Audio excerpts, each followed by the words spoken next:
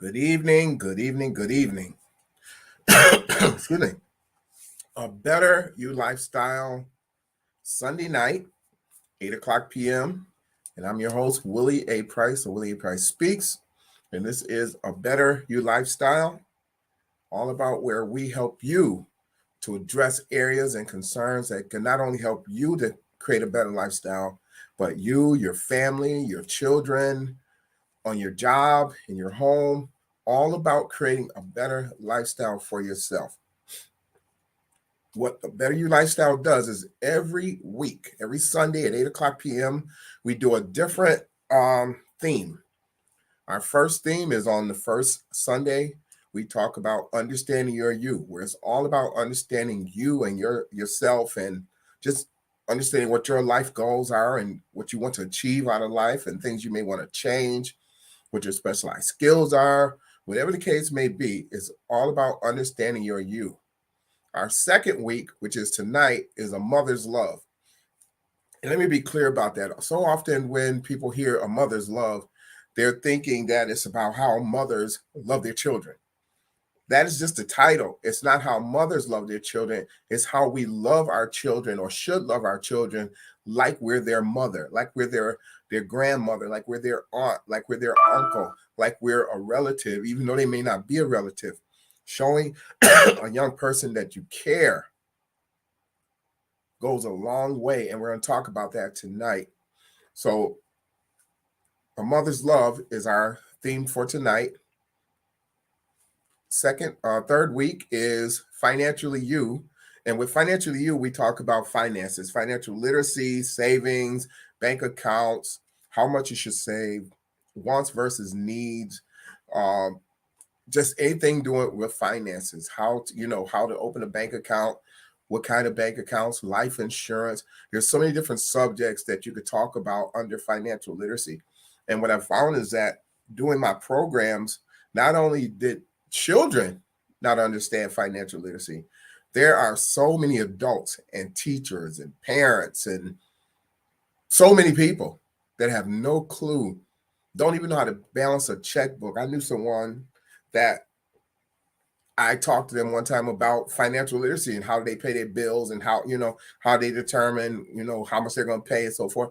They had no clue. When the bill comes in, they pay it.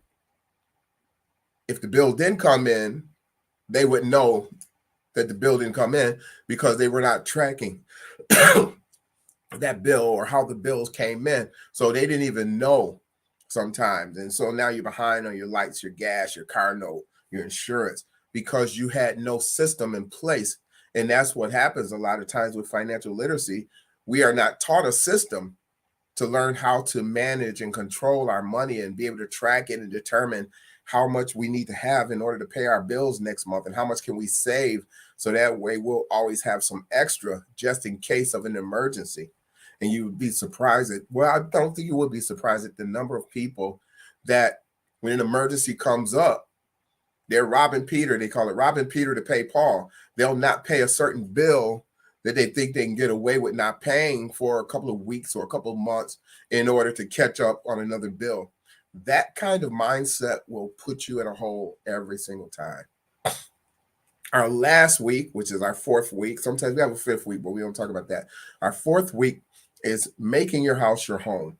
And making your house your home is all about real estate. And we do talk about real estate in the financially you section, but it's more so just different opportunities in real estate. Whereas with making your house your home is all about the house that you live in, the house that you may be renting and living in, the house that had for a number of years, and you're just trying to figure out how to make ends meet so that way you can keep the tax man off your back or the city inspectors off your back or whatever the case may be.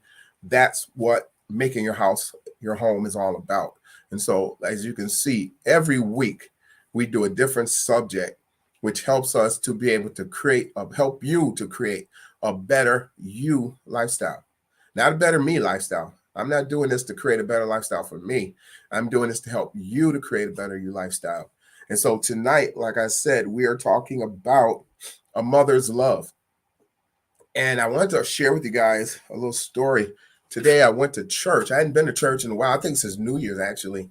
I hadn't been to church since New Year's, but for some reason, the Lord got me up this morning at 4:30 in the morning. Now, mind you, I didn't go to bed till like 12:30, 1 o'clock.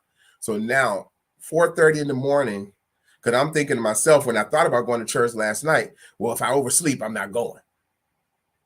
But see, what happens is the Lord puts stuff on you and say, okay, you're not oversleeping. So I woke up at 4:30 this morning and I procrastinated. I did all kinds of things to kill around the house. And I was like, okay, if I mess around enough, maybe I won't be able to go to church. And I don't know why I wanted to go, but then I had been so used to not going. And then being here in this city where I don't really know anyone too much, I was kind of reluctant to go. I didn't know where to go or what to do. But then I realized where I wanted to go. And I went to my friend's church, my friend Lakia Perry, and I want to thank God for her because she actually invited me to her church on New Year's, and I was able to meet the pastor, which is her aunt, Bishop Palmer. And she's a beautiful lady, nice lady. I went to something this past summer, and she got an award got recognized from the city for making history. So she's going to be in my history book.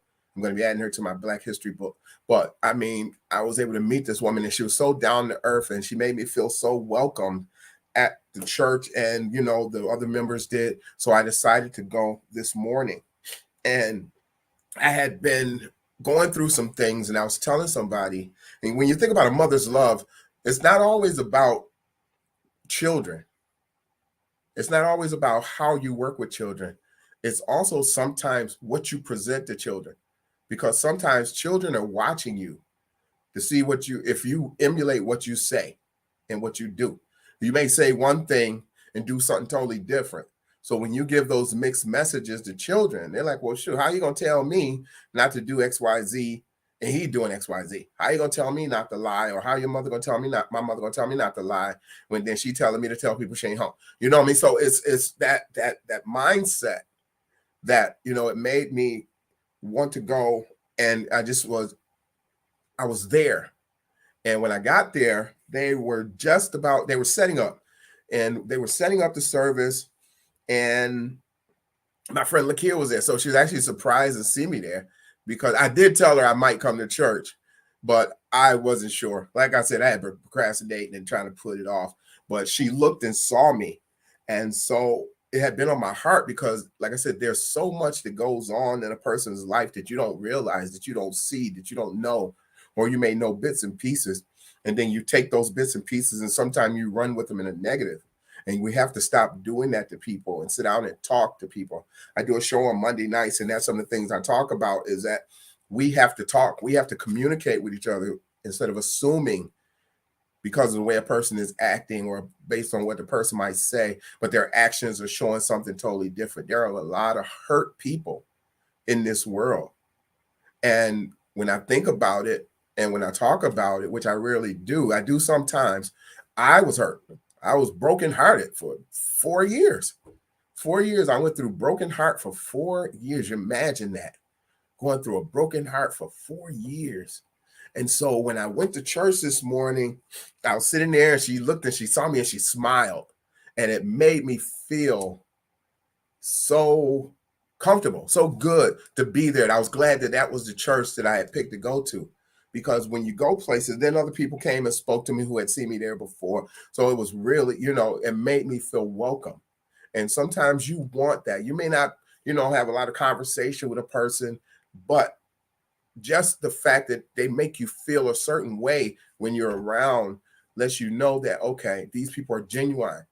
And so I came in and I was sitting there and she started singing because she's doing the praise and worship. And she started singing this song and the Lord just took over in my heart. And I started crying and I was just crying there. I was sitting there. I was kind of embarrassed. I started to wipe my eyes, took my glasses off, all that kind of stuff. But I started crying, and I wasn't crying because I was sad. I wasn't crying because I was happy. I was actually crying because I know and I understand when you listen and trust and believe in what God tells you, he'll never steer you wrong. He, like my grandmother always says, and this is something the pastor said tonight too. She said, he may not come when you want him, but he's always on time. And my grandmother used to always say that to me. So I remembered that because when I fell, I tell people my story about when I fell 25 feet from the top of a roof and I was falling. And I remembered my grandmother saying that saying. And as a result of that, the Lord came and saved me from falling 25 feet head first off the top of a roof. Won't he do it? Yes, he will. So when she started singing, I started crying a little bit. And I was just feeling the spirit and feeling that emotion, knowing that I had been feeling so empty because I hadn't been to church since New Year's. And I had been feeling so empty. I was getting up on Sunday morning, just sitting around the house, nothing to do. And again, we do these things, but our children are looking at us, and you'd be surprised at the number of children and parents who no longer go to church. And sometimes you have to find your place. But even when you go to church, it's so scary these days because there's so much going on in the church that you're reluctant to get involved in the church. You hear about so many different stories and so many different behaviors. So it makes you really reluctant. And then you go into these churches, some of them, and the people, you know, they're not a good reflection. Some are not a good reflection of what a Christian life should be, and so people sometimes, turn people off and so they don't go. But we all need something to keep us going every day, every night, every minute, every hour. We need something to keep us motivated outside of ourselves. We can't do it by ourselves. And so I was sitting there and I kind of wiped my eyes, and the pastor came up and she saw me and she smiled. She came up and she saw me and she smiled. So again, I felt so welcome. I felt my heart was so filled because she smiled. And sometimes a person will look at you and smile and you just feel the love and the care and that warm well-being. And so that's what, when I do my programs, I talk about surrounding yourself with better. When I talk to kids and I do that, and I said, sometimes you have to go outside of your comfort zone and find people who are going to make you feel comfortable, who are going to encourage you, who are going to make you feel like you can do better. Sometimes you can't stay around people who are your friends. You can't stay around people who grew up in that same neighborhood with you and doing some of the same things that sometimes is wrong. We'll stay in those neighborhoods and we'll stay in those groups.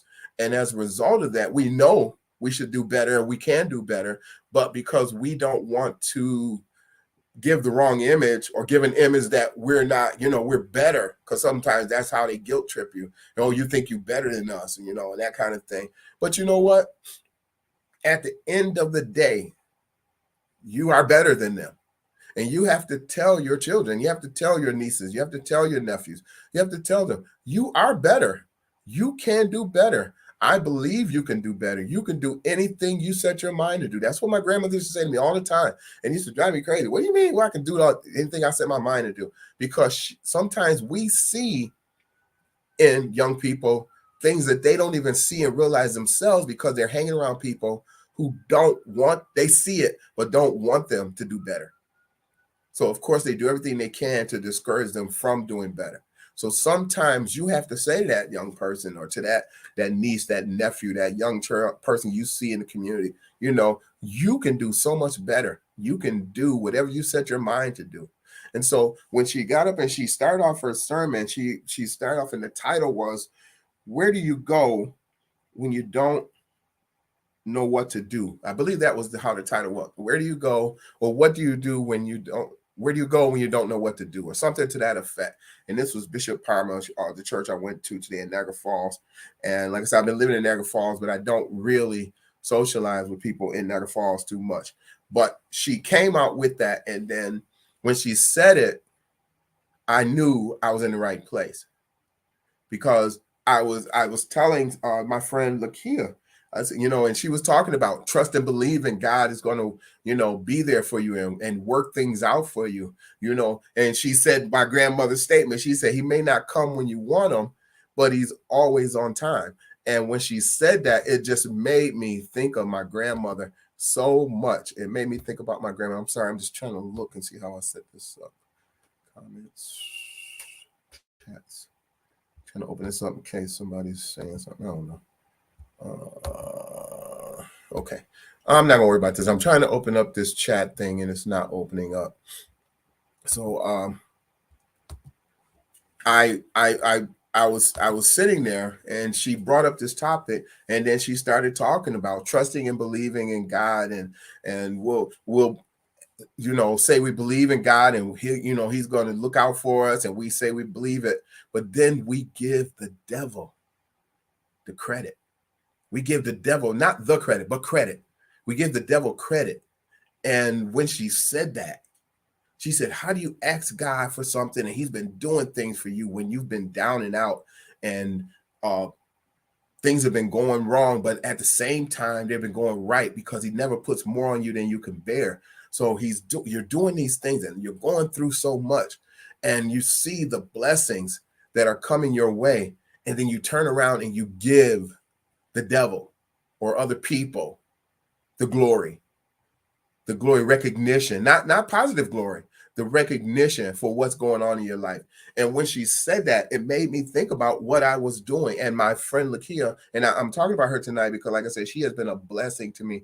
Sometimes you ask God to bless you with someone, not a relationship. I said, God, I don't want a relationship. I just want a friend.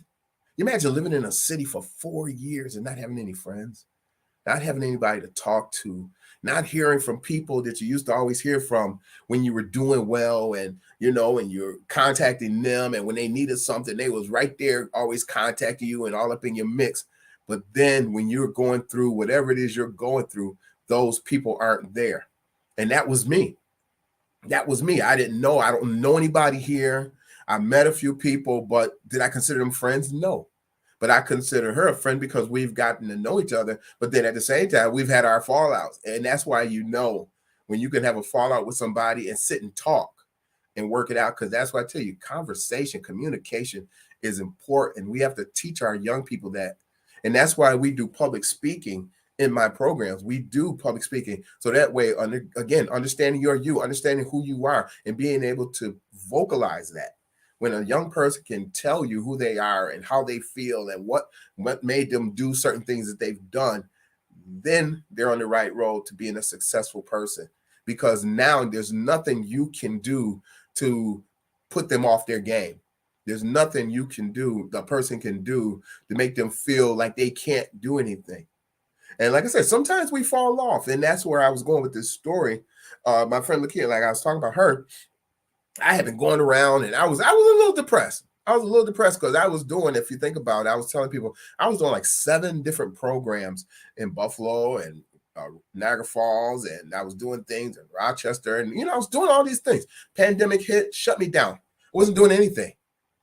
I had no source of income. But the thing was, I never panicked. I never worried. I never was like, oh God, what am I going to do? Because I didn't put that on God. I never said that. I said, you know what, Lord, you done brought me this far. I'm not going to worry about it. 3 years, I went without a source of income. Imagine that, 3 years without a source of income, no income coming in, but your bills were paid. But you were doing all the things you needed to do to survive and have a good life, a decent life. I wasn't going on trips and doing all the things I was doing before, but I was at a point where, because of my trust and belief in God, I was able to survive 3 years without a contract. I got one contract. Actually, I got one contract for 8 weeks, 2 contracts for 8 weeks last year, and it didn't come back. And what happened was, and that's why I was talking about this with giving God the glory and giving God the recognition, I started going around talking about, these people don't want me doing my programs. These people don't want me in, Niagara Falls. These people don't this, and these people don't that, and these people. And she stood up there today and she said, when you do that, when you say you trust and believe in God, but then you turn around and you do that, you take the glory that God has blessed you for 3.5 years with no source of income, and you're recognizing the devil. You're giving the devil the credit for blocking you from doing something that you thought you should be doing or thought you should be having. and you're giving all this credit. They're blocking me and they don't want me, and these people don't want this, and they're trying to keep me from. And my friend Lakia, she was the first one that said it to me. She said, you have to stop doing that because you're giving them the glory. God has blessed you for 3.5 years without a source of income, without a source of income. And you're giving the glory to people who call themselves trying to stop you from doing something. You're giving recognition and acknowledging the devil, those people. And so when she said that, I stopped. I realized that's what I was doing. So I stopped doing that. I stopped, I said, hey, Lord, I'm not going to worry about it. I know you're going to bless me when it's time. And like I said, my grandmother said, he may not come when you want him, but he's always on time. And then next thing you know, things just fell into place because I was not focusing on the negatives, the negative people, the negative conversations, the people don't want me here and all these things. They don't want my track program. They're trying to block my track program. I was doing all these things and people see that. And sometimes people don't want to be around somebody with that type of attitude. And I know they don't. But my friend, like I said, my friend Lakia Perry, she came to me and she said, you have to stop doing that. That takes a real friend, somebody who can come to you and know that they can come and talk to you and say, hey, you're doing something that's detrimental to your blessing. And so when she came and she said that, and I recognized what I was doing, and I knew I was doing it. I could hear myself when I was doing it and saying it, and I was trying to get people on my side, I guess. I don't know what the hell I was doing. But when I stopped, the Lord opened so many doors that I never even imagined going through, never imagined doing, never imagined having the opportunity. Phone ringing off the hook, people offering me opportunities and telling me about opportunities and giving me opportunities and making all these things possible that I never even imagined, things I wasn't even looking at, things I wasn't even considering.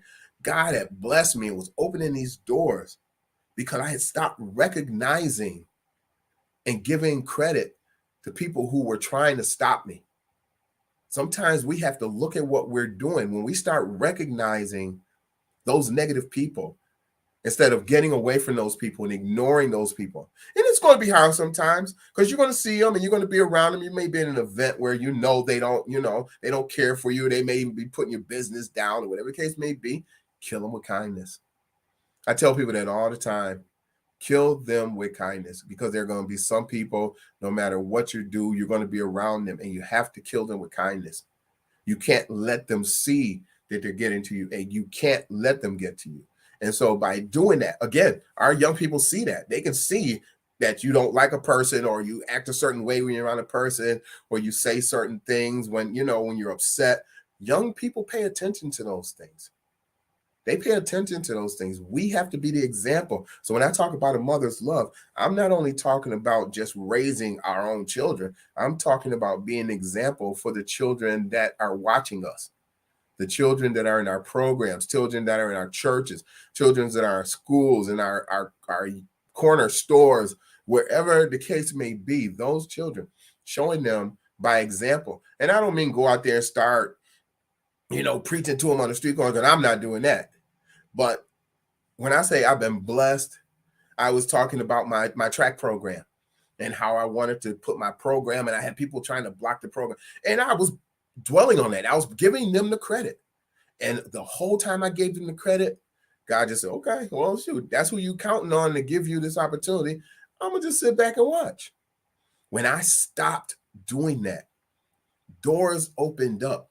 And not only did doors open up, now I have an opportunity where not only can I do my programs, I have several programs that I'm going to be able to do for the summer for young people. But the thing is, like fitness programs, we have a community fitness program we started. And as a result of not giving that recognition to those people and to that, that devil, as I call them sometimes, not giving the devil that recognition, a door was open. So not only can I do my programs, but I can do all my programs for free for kids from 5 years old to 13 years old.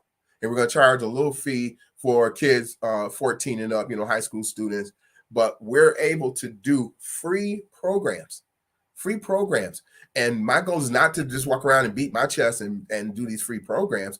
I am reaching out to community organizations and different groups and different, organizations and different people and saying, hey, let's collaborate, let's co-sponsor, let's do some activities. Can you come and help out, and we'll put you as one of our sponsors because you're coming out and you're helping. And I've got some things I want to do with that as well. But by doing that, it creates a lot of unity in the community, which there is not a lot of in Niagara Falls. So by doing this, we're opening doors where we're working together. And some people are receptive, some people aren't receptive, no matter what, but that's okay. That's okay, because God has given me the opportunity to do this program for free for kids 5 to 13 years old. And it doesn't matter how many kids. That's the funny thing. I can have 50, 100 kids. I'm not trying to have 100 kids, but I can do like 50 kids from 5 to 13-year-old. And if I can get the volunteers and people to come out and just help, we can put Niagara Falls on the map for community fitness. We're going to do, while the kids are doing this community fitness program, and we're doing a run, jump, and throw program with the USA Track and Field, who is also sponsoring us to do summer programs. So that's another funding we're getting. We're also going to be doing family fitness. It's a family fitness program. So while the kids are doing the community fitness and the run, jump, and throw, we're going to have aerobics, we're going to have Zumba, we're going to have all these different activities for the parents. So this way, they're not dropping their kids off like a babysitter and going about their business. They're there and they're working out. They're getting healthy. And I'm reaching out to different organizations and grocery stores and different organizations to see if they can donate healthy treats for us to be able to give out every week. And we're going to be doing this on Saturdays. So, I mean, we're doing so much. And like I said, God has blessed me. But when I was giving the credit to other people, to people who, oh, they don't want me to do this, they want me to leave Niagara Falls, they don't want this, they don't want me in the schools, they don't want me this, that, and the other, I got nowhere. I was getting nothing. And now when I stopped doing that, doors have opened and God has blessed me to be able to do more than I ever imagined.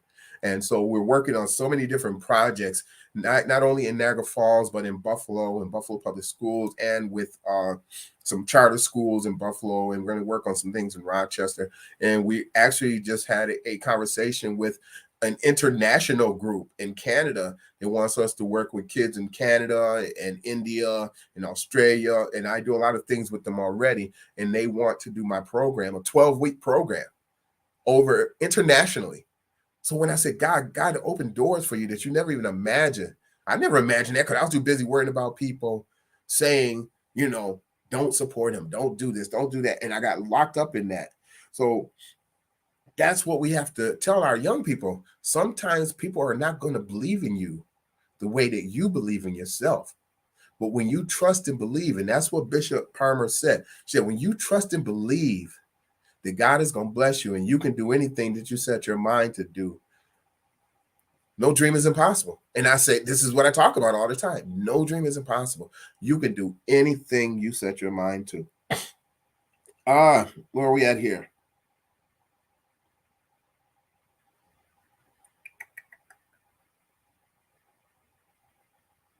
So again, just, these are things that I talk about and I try to encourage you to do with young people. So when I say a mother's love, it's not just the kids that we have in our family. It's working and being an example for the kids in our community. And so, like I said, I'm very excited because I started giving God the glory and not the people who I was giving the glory to for not supporting my programs. And once I stopped that, and see, again, that sets an example, because now young people see that and they look at what you do. I'm not out there cursing people out and calling them names and, because they didn't support me. That's okay. Lord, you're right. Why am I recognizing when you've been blessing me for 3.5 years? And I said, Lord, I don't want a relationship right now, because I know I wasn't ready for one. I went through so much the last 3.5 years. And I said, Lord, I don't want a relationship, but I just want a friend that I can just sit and talk to, and sometimes just hang out and maybe even travel. And it's funny, we do all those things. We travel, we hang out, we go, she'll call me and say, hey, you want to go to Cleveland? And we jump, and she know I love to drive. So she'll call me and say, let's go to Cleveland. We'll drive to Cleveland or Akron, Ohio, where her family is, and just go and do stuff. And the blessing is, We're not in a relationship. We're just friends. We support each other. We encourage each other. She'll call me and ask me to come look at properties that because she's a realtor, and she'll call me and come ask me to come look at some properties that she's got some concerns with. And I'll go out and I'll look at them, and give her some ideas, some of the things that may need to be done to help her to get a better sale on that property without a lot of issues. So, I mean, that's what friends do. That's what friends do. And people say, well, you said you don't do free services. That's not a free service because it pays off because I have a friend. I have a friend for life that knows that I'll support her and she supports me. And that's what we do. That's what friends do. And that's what we have to teach our children. That's what we have to teach the young people around us. Friends are supposed to support you in the good times and the bad times. Family is supposed to support you in the good time and the bad time. Your mate is supposed to support you, good or bad. If it's only sometimey, then you already know. Sometimes when things get bad, you are on your own. And if that's how you want to live, and that's the kind of relationship you want in your life, then stay on that path. Trust and believe. Bishop Palmer said that, and she said, trust and believe and pray that God is going to give you the things that you need. And when you do that, you will find that no dream is ever impossible because you can do anything that you set your mind to do. So I'm going to close out with that. I was going to talk about some other things, but I don't want to go into that subject. I'm going to talk about that maybe next week or next month. But again, I just wanted to share that story with you and tell you that sometimes we have to take that step and create a new circle for ourselves. We have to put ourselves in new circles and new environments where we're going to have people that's encouraging us. And we have to do the same thing with our children. Encourage them to surround themselves with people and friends that are going to help them to live a better lifestyle, not set them up and have them in legal problems and different issues because they really, in reality, resent them for being the person that they are. So again, my name is Willie A. Price. Willie A. Price Speaks, A Mother's Love. Preparing young people for success is what we do. And it's all about just being a better you, creating better opportunities for yourself, physical, personal, and financial development. You guys have a blessed day. Enjoy the rest of your weekend. And I will see you next Sunday when we talk about financially you. And we're going to talk about some financial stuff. We're going to talk about the stock market because there's some things coming up in the stock market that if you're involved, you need to be aware of. Have a blessed day.